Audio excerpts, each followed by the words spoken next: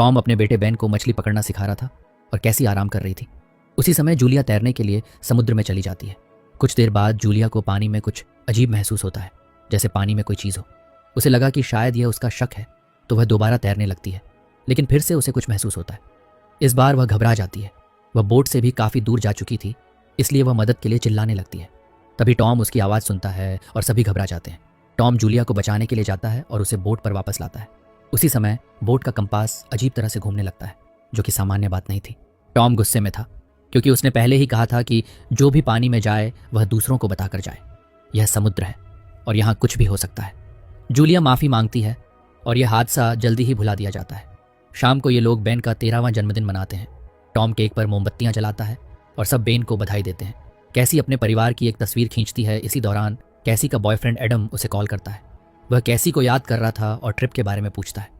Video call के दौरान कैसी देख पाती है कि शहर में एक खतरनाक तूफान आने वाला है, जिससे संपर्क भी टूट गया। इससे कैसी परेशान हो गई और वह अपने माता पिता को यह बात बताने जाती है। इससे पहले कि वे लोग कुछ और जान पाते, अचानक उन्हें झटके महसूस होते हैं। सभी डेक पर भागते हैं। तब उन्होंने देखा कि बड़े बड़े व्हेल्स वहां से गुजर रही हैं। टॉम समझाता है कि कभी कभी तूफान के दौरान व्हेल्स भटक जाती हैं मैग्नेटिक फील्ड की वजह से। एक व्हेल बोट को झटका भी देती है। उनके जाने के बाद टॉम पानी में जाता है ताकि देख सके कि कहीं बोट को कोई नुकसान तो नहीं पहुंचा, और ये भी कि आखिर पानी में हो क्या रहा है। मगर वह खुद को प्रोपेलर पर जख्मी कर बैठता है और वापस आता है। टॉम खुद एक मरीन बायोलॉजिस्ट था और उसकी पत्नी जूलिया एक डॉक्टर। जूलिया टॉम के जख्मों का इलाज करती है। टॉम बताता है कि व्हेल की पूंछ से शाफ्ट को थोड़ा नुकसान पहुंचा है, जिससे सेल करने में उन्हें मुश्किल पेश आ सकती है। कैसी बार बार एडम से संपर्क करने की कोशिश कर रही थी, लेकिन नेटवर्क था ही नहीं।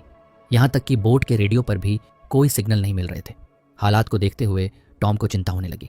वह अपने राशन का अंदाज़ा लगाता है, जिससे पता चला कि उनके पास सिर्फ 4 दिन का ही पानी बचा है, लेकिन वे एक शिपिंग रूट पर हैं, इसलिए ज़रूर कोई उन्हें ढूंढ लेगा।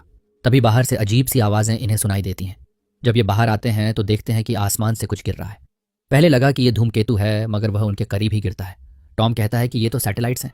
मलबे से बचने के लिए टॉम बोट को स्टार्ट करने और वहाँ से हटने की बहुत कोशिश करता है, मगर बोट का बचा खुचा इंजन भी खराब हो जाता है। ये सभी लोग बोट के अंदर छिप जाते हैं। बोट लहरों के साथ तेज़ी से हिल रही थी। सभी लोग लाइफ जैकेट्स पहन लेते हैं और बुरी हालत के लिए तैयार हो जाते हैं। फिर एक अजीब और खतरनाक आवाज़ का उन पर असर होता है, जैसे जूलिया की नाक से खून बहने लगता है और बच्चे उल्टियाँ करने लगते हैं, मानो जैसे एक तेज़ तूफान आ गया हो। खैर, किसी तरह ये भयानक रात गुजर जाती है। सुबह जब ये उठते हैं और टॉम बाहर आता है तो उसे बहुत हैरानी होती है, क्योंकि ये लोग अब समुद्र में नहीं बल्कि एक वीरान और सूखे इलाके में थे। असल में यही समुद्र का वो इलाका था, मगर रातों रात पृथ्वी का समुद्र यहाँ से गायब हो गया था। टॉम अपने परिवार को तसल्ली देने की कोशिश करता है कि ज़रूरी नहीं है कि सब लोग मर गए हों। वह कुछ माप लेता है और समझता है कि कंपास गलत दिशा दिखा रहा है, नॉर्थ वहाँ नहीं है जहाँ होना चाहिए था।